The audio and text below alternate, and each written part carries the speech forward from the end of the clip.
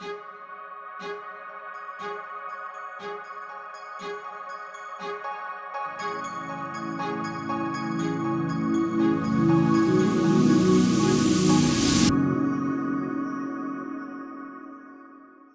welcome. The easiest way to attract abundance. Now, who doesn't want more abundance in their life? And let's just caveat this, because abundance, we generally think of abundance as meaning money. But I think we need to reframe that and look at it in a different way, because abundance for me essentially is health and well-being in every area of our life. So we have a successful relationship life, we feel good, we're healthy, we have the money that we need to do our Dharma, and life flows for us. So abundance for me is definitely a wider term than just money. But how can you attract abundance easily? Well, one of the things that we talk about in the Dharma Life program is how we are all unique. Now, we have been kind of indoctrinated to believe that we are, we shouldn't stand out and we all need to fit in. And, most of us have been scarred in childhood in some shape or form, where we put put our hand up to answer the teacher, and maybe we got the question wrong and we were ridiculed and everything. And we think, oh, we're never speaking up again. And we've kind of been conditioned to stay quiet, to be placid. I notice it sometimes in my programs, even when I, workshops, when I say, has anyone got any questions? And most of us are too scared to ask a question because we don't want to look stupid. So we have all been taught to fit in and that we're the same. And actually that's not true. And one of the things we look at on the Dharma program, the Dharma Life program, is we go into great detail into your energy type. And this year I'm adding an extra feature. I have been studying the Akashic records. And for those of you that don't know, I'll describe what they are. So the Akashic records, if you imagine Google, in Google, you can type anything you want to know, okay? The Akashic records are records that are held about your soul's decisions and your soul's choices. So if you followed me for a while, you know I am a believer in each of us came here to evolve and grow. It's our job in this lifetime to evolve and grow and be expansive and to basically become the highest version of ourselves. And we get different lessons in this lifetime and we have different things that we want to experience. And the Akashic records store and hold those choices. Now, I have been learning in the last it must be about 9 months now. I've been learning to access the Akashic records and do work in the Akashic records. And I've been doing that with my coaching clients as well, because it's a fantastic thing to do that you can support somebody's growth. Now, one of my favorite parts of the Akashic records is they talk about the divine soul blueprint. So think about yourself, okay? There are things that are completely unique to you that nobody else has. Now, generally speaking, these things that come really easily to us, we don't see as a gift. We just think they come naturally to us. Like I remember, being in my 20s and I had this job in sales and I just thought everybody could do what I did. Because I can talk and I can talk and I can talk. And I really just thought that was what, came naturally to everybody. We don't necessarily get shown and we don't necessarily understand our unique gifts. And that's one of the things that we go into deeply in Dharma. And I just wanted to give you an overview of this soul blueprint work, because we are going to be doing this in the Dharma Life program this time round. And it's incredible. Since I've understood my divine soul blueprint, it has basically given me a roadmap of where I need to do, what I need to do more of, what I need to do less of, and where I need to really step into my higher self. So let me describe this for you. So a blueprint essentially is a roadmap, or it is a understanding of your makeup. So in the Akashic records, in the modality that I've been learning, there are 8 different types of energy centers. So when I go through these energy centers, I want you to have a think about yourself, and I want you to see if any of these resonate with you, because you might find that some of these really, really speak to you. And the chances are you will be high in this energy center. And the quickest and easiest way to attract abundance is to align with our soul gifts. I'll say that again. The quickest way to attract abundance is to align with our soul gifts. So what that essentially means is most of us aren't doing our Dharma. Most of us are out of alignment with ourselves. Most of us are in a crappy job that we don't like, but because we're scared, we just need to pay the bills and we're not willing to take the leap. Most of us aren't accessing our true gifts. I'm not fully accessing my soul gifts, and I've been doing this work for the last 9 years, 15 years if you count personal development. So this is our life's work, people. This doesn't happen overnight, but by having your divine soul blueprint, it will give you a really good idea of what you need to be doing. So 8 different energy centers. The first one is compassion. Some people are much, much higher naturally in the energy of compassion, of community. They're just natural nurturers. A lot of these people tend to be potentially maybe in nursing professions, in the NHS. They're very concerned with family and planetary causes. It's a very grounded energy. They're very good at helping people, very good at maybe raising and teaching children, social work, nursing, gardening, environmental issues. And community is a key thing for this energy type. And if you are made up of this energy type, community will be something that's really should feature in your life. And if it doesn't, then it could mean that you don't necessarily thrive. So this energy center is called divine compassion. And when you are a compassionate soul, it means that you are naturally drawn to communities, you're naturally drawn to nurture, you're naturally drawn to people and charitable organization, and your gift is kind of empathy. Now, you may not see this as a gift. You might think, I'm just really good with people and people love to spend time with me. And, you might not understand how you can activate that for your abundance. But if you're high in this energy center, it really means that you need to be in some way, shape or form, a part of a community, building a community, or an integral part of a community. Because you mustn't feel alone and you mustn't feel isolated. You have to be engaged and involved with a strong sense of community and helping people for you to feel at your best. Now, this is the other thing about your energy center is you feel good when you do it. It comes naturally. You feel good. It makes you feel fulfilled. So if we don't use these gifts, we can become frustrated. We can become isolated. We're not shining. We're not being who we're supposed to be. So, is that energy center? Does that sound like you? Now, sometimes the negative of this energy center is they can deplete themselves, meaning that they do too much for other people. There is this flip side as well, is getting the balance right. You must learn to balance yourselves. It's so important that you're serving a community, but you're also serving yourself. Now, I'm sure lots of people listening to this are going, oh my God, I'm definitely high in that energy center. It's not really one I'm high in particularly. No, I'm not high in I'm not high in this one. I love communities, but it's definitely not one of mine. The second one is divine manifestation. So this energy type is very good at building things in the physical plane.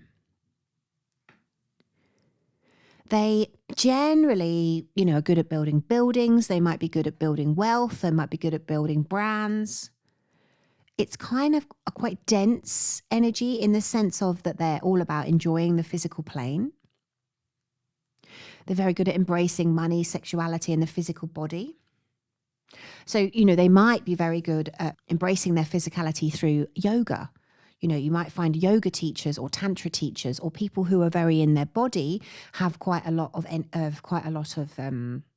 this energy, basically. And when they lean into that, that's how they create abundance. Like I met a guy the other night at a book launch, and he was describing to me about himself and what he did, and he was a coach and everything, but he was actually at heart a dancer, and he was doing this 5 rhythms dancing, and he was arming and ahhing about, making it his living and his business. And I could just tell from talking to him that he was really high in this energy. And what you'll find that happens is, if this is something you're naturally drawn to, if you're listening to this and you're really into your yoga, and time passes and you just love it and you lose track of time and you just dance, or, you're bound to be high in this divine manifestation energy. And the thing about it is this energy will open up more for you when you do it. So it's like, the more you do something, the better you get, but also your energy center then opens up and embraces you, and the fact that you're leaning into this energy. So again, if you're stuck and you kind of need the support and you want to go forward, then, the Dharma Life program is for you, because we show you how to embody your energy type. So each energy type has a positive and a negative, basically. And this energy type doesn't do so well because they're so physical, because they're so about the physical plane, because they're about the physical body, because they're about manifesting, they're about things that are real, tangible, and lasting. They don't necessarily do well in a school system, because that's all about sitting behind a desk and learning. And this energy type needs to be out there doing. It's a doer, not a learner, essentially. So children, for example, who are high in this energy type, they won't enjoy school. That's not their thing. So this is why this work can be so, so important, because, if you might again be listening to this and think, oh my God, I've wanted to, I've always loved sport, or I've loved yoga, and I've never, I never thought I could make a career out of it. And, all through school you were frustrated. And this is why, basically. It's not your thing to sit behind a desk and be in your head. You need to be out there doing, basically. So does that sound like you? Now, the other thing that can happen to this energy center, if they're not grounded, if they're not doing things physically, they can distract themselves with abuse, like substance abuse. I think, to be honest, this is true of any energy type, because all of us can do that when we're in a negative vibration. But that energy type can get stuck in their emotions if they're not doing or being, basically. So the third energy type that we're going to go on to is divine order. Now, I haven't done my sister's blueprint, but I can tell you now, just because I know her well, that she will have a lot of this energy. So divine order is very much about beauty and aesthetics and perfection and harmony and balance. And they're very in touch with their environments, and they like things to be beautiful and functional, and they're very creative and artistic, essentially. They like things to be organized, orderly, and beautiful. And they're very, very artistic. Like, my sister is a interior designer, and it just is part of her life. She's so organized, whether it be the shopping to the cupboards. Like, when I used to love living with her, we lived together for a long time, and it was fantastic, because she would be the one, oh, this room's messy, I'm going to tidy it up and put it back together again. And she would just do that. It was just part of her. And as somebody who doesn't do that, it was really nice to live with, because I love being in a clean space. I just don't like cleaning it. So this energy type is very, very good at systems. They're very good at processes. They might be good project managers. They like their home, their business, everything to be harmonious and in order. They also have a very strong sense of fairness and kind of karma, and they're very much about not upsetting the balance. They like everything to be harmonious and in balance, but consequently, this means that they might have to look at their boundaries, because sometimes people can upset them, essentially. But they make really, really good trainers, because they're so well organized. People really understand what they're saying. They break things down really, really well for people. Now, the only flip side to this is they might get too overly organized, and they might be too pedantic, and they might almost try to micromanage everybody around them, and that could drive everybody around them a little bit too bonkers. So remember, everybody's energy has a plus and a minus. And say, for example, if you are high in this energy and you're not using it in your business, you're just using it in your home, You might drive your partner mad. Really what you want to be doing is utilizing this energy in some way, shape or form in your life. So it's really important that we understand our blueprint, because the more we step into it, the more things open up. But if we don't step into it, we can cause ourselves, we get frustrated and we get, into this kind of annoying state. So the fourth energy center is divine love. And I always think this is such a lovely one. So if you have got a high percentage of divine love, the chances are that you're going to be a healer. You're very loving, you're very accepting, you're very good at holding space for other people. Generally speaking, people just love to be with you. They trust you, they're non-judgmental, and you're just natural healers, natural managers in the business world. People are very loyal towards you because they really like you. So the natural thing for this energy type is they like to be taken care of. They like to be nurtured. And they are really, really good when they uphold healthy boundaries. But the negative to this energy type is somebody who's almost too conditional with the people around them. They have to be discerning about when they give and when they receive. So sometimes, again, it's the kind of similar thing that they can nurture the wrong people, or they can overgive. So when this energy type is imbalanced, there's a lovely, lovely flow of their giving and their receiving, their giving and their receiving. So the fifth energy type, and this is who I am, I have 45%. Obviously, you've got 100% energy in total. 45% of my energy is divine communication. So this is all about talking, expressing, writing. It's the realm of the teacher. They're very good with speaking. They're very good at writing. They're naturals, basically, in communication. And the thing about this energy type, which I've really learned, is they're very good in the moment. I think all of these energy types come into their own when they're in flow. So what I mean by that is, as a speaker, I've learned to trust myself more and more and more, because I know what to say. I just have to get out of my own way. And quite often when I'm giving workshops or I'm doing speaking gigs, I sometimes come out with stuff. I remember being in this speaking gig recently, and the lady asked me a question, and I just blah, blah, blah, blah, blah. And I was like, wow, I didn't even know I knew that. I came out with this whole stuff that I didn't even know I knew. And, obviously in the moment it was really, really good. And the thing about this energy type, if you feel that this could be you, is you have to utilize this energy, because you get better and better and better. Like I found with doing my solo cast at the beginning, I used to be very prescriptive and I used to write down everything I was going to say.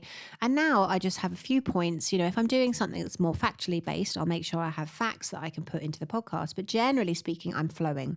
Once I start, I know where I'm going, and then I have a few points that I want and need to say.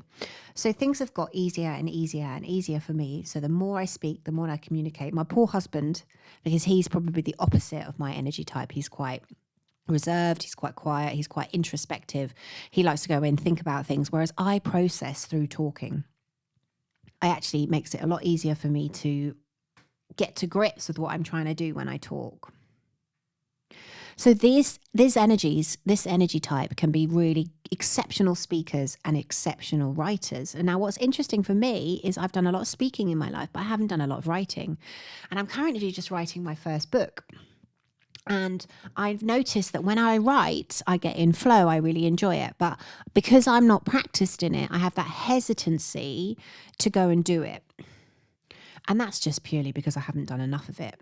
So, again, the benefit of working with astrologers and seers, is my astrologist said, you're going to write loads of books. And I haven't even written one yet.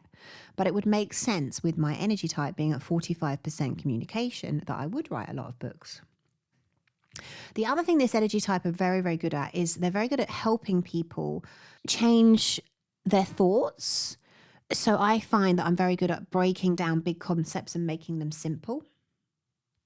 And again, this is a natural thing for this energy type. But where you have to be careful with this energy type is if you don't use your unique voice, you can get frustrated, or you can... I remember before I started doing this work, I desperately wanted to do it, but I hadn't quite got there. I hadn't quite got the confidence. And I was kind of driving myself a little bit insane because I had all this stuff to say, but I didn't have anybody to say it to. So it's really important that this energy center uphold their unique opinion and not the kind of opinion of someone else. This is why I love to do with myself. I love to, do this stuff like changing my names and changing the companies and implementing this work, because it gives me a unique perspective on life and how life works. So the whole practicing what you preach thing is about me expressing my personal take on life. And the other thing that this energy center should be very careful not to do is rehash other people's stuff. So, are you a divine communication soul? Interesting. So we're on 6, which is divine truth. So divine truth is very much about being strong in your truth. So it's about standing up for what you believe in. It's about really upholding what you feel to be correct. You tell it like it is. You're outspoken. It's very important for you that people hear you. It's very important that you are who you are. You're kind of a consultant or advisor. And we trust these people because they're truth. Like one of my friends is a barrister, and she must be very high in truth. You can just see it in how she comes across. She's very good at communicating the uncomfortable truth, calling things out the space and communicating them. Children who are high in this energy can be very blunt. They might come out and say things that are spot on, but obviously we wouldn't say them as adults. We would probably filter them a little bit more. So, divine truth. Are you a divine truth soul? If so, you need to be upholding your truth. You need to be out there speaking your truth. Now, this could come in many different mediums. It could come in verbally. This could come in photography. This could come by, like we said, a barrister. But it's very important that you are speaking your truth and the truth of humanity.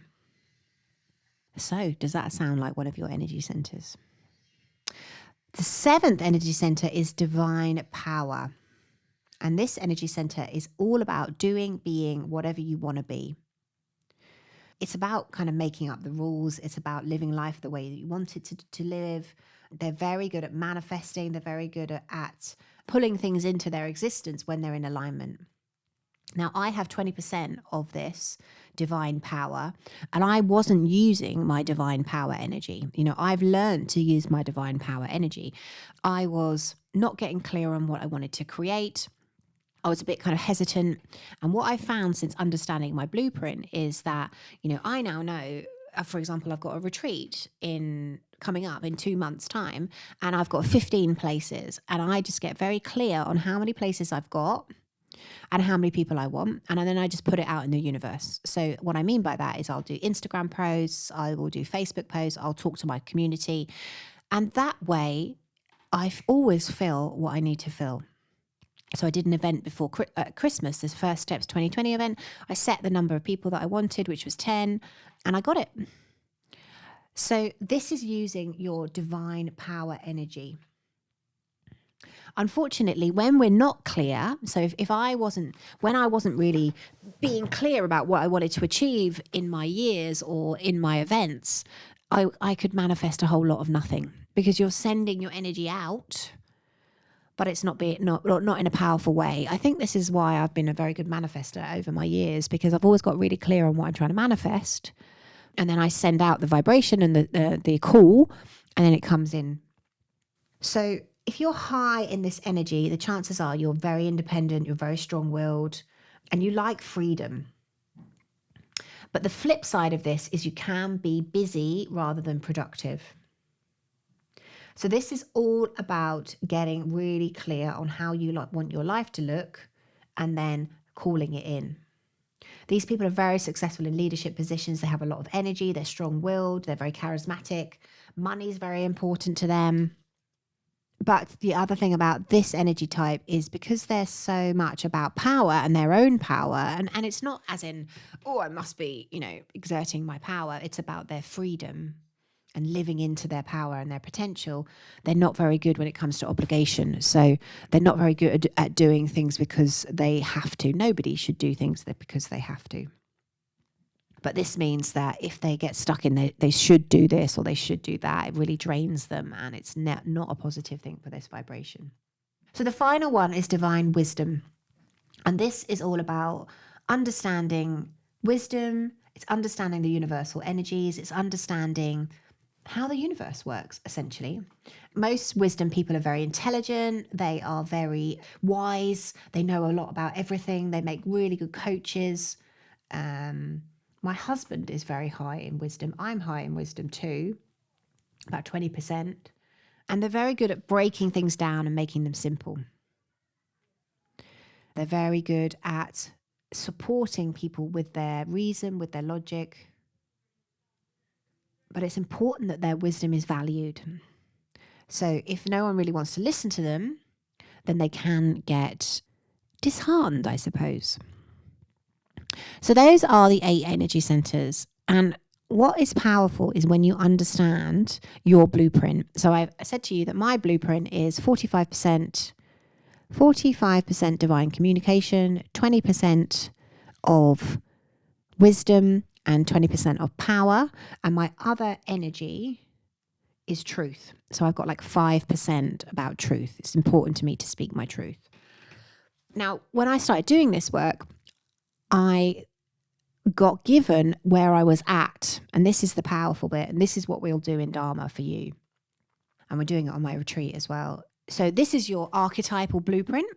This is, when you reach this level of percentages in your energy types, you will be in direct abundance mode because you are totally utilizing and channeling your energies to their exact degrees.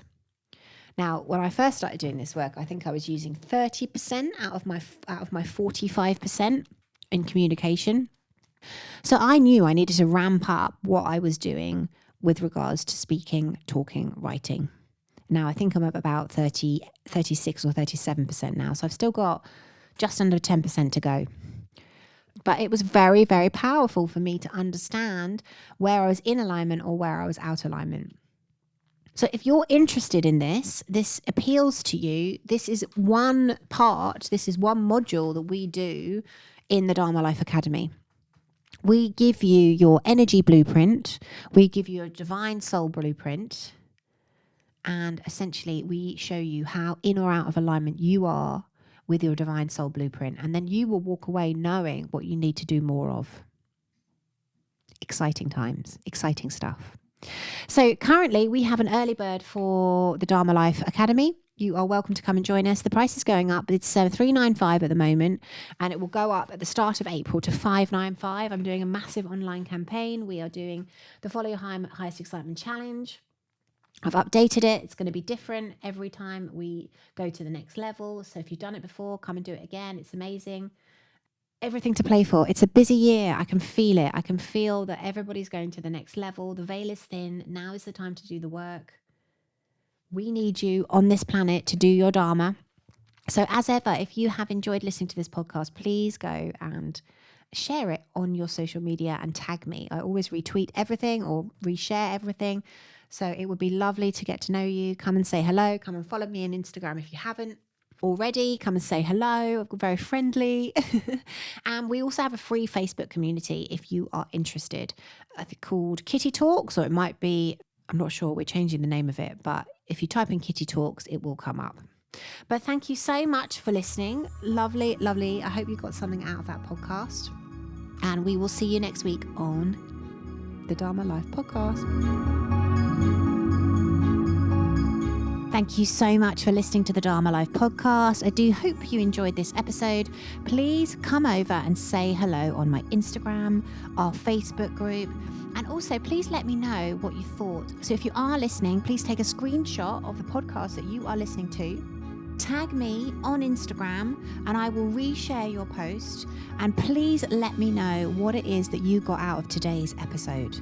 Remember, when we do our Dharma, we are happier, healthier, we live longer, and we have a deep sense of unshakable inner peace.